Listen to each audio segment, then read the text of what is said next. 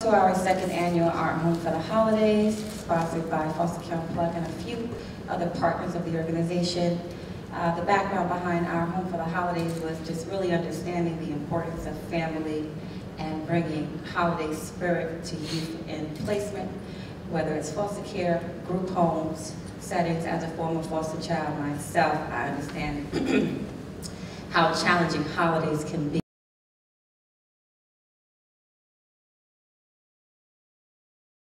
When I aged out, there were a few resources that were available to me.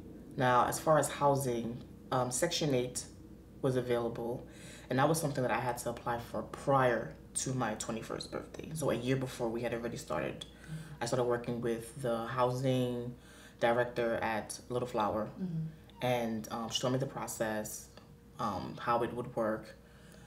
At the time, the city was paying for the realtor fee, so I lucked out. I was very fortunate at the time when I aged out. It was still a lot of work. It was still a bit scary, because I feel like I had street smarts, right? And I have common sense, right? But I don't feel like I really had the proper tools to equip me in finding my home. And what I mean by that is, so I'm 21, and in the eyes of the law, I'm an adult, right? There are people who can prey on that, try to take advantage.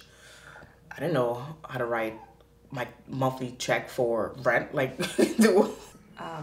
Going back and forth with a colleague of mine who was the chief of staff of a senator.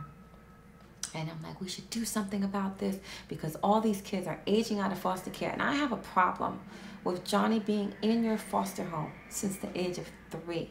And when he turns 21, he may be being discharged to a homeless shelter. You collected a board check every month, and maybe it may not have been enough.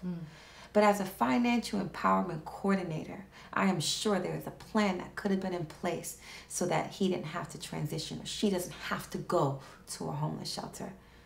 And if a child isn't connected to other adults, whether it be family or somebody else, and doesn't have the support of a place like Little Flower, you know, all the bad outcomes that you can think of, incarceration, psychiatric hospitalization, homelessness, you know, underemployment. These are all the things where we're trying to put lots of services and lots of supports in place to prevent. The bill that we're working on is an economic empowerment bill. It's actually a trust fund where we want the state to allocate funds and to actually open up and establish trust funds for foster care youth who are currently in placement. This trust fund anyone can put into, whether it's a relative, a friend, even hopefully the state, so that when they age out of foster care they can have other resources as opposed to, you know, discharging and not having any resources at all. So it'll help them with housing or school or entrepreneurship or opening up their own businesses, whatever their heart's desires. We're working on this bill with Senator Kevin Parker of the 21st District in Brooklyn, New York. January legislative session opens back up again, which means that they will be calling bills to the floor to vote on to see if they're going to pass. So we're hoping that we rally and we campaign and we use as much platforms as possible to make enough noise to get the bill to hit the floor.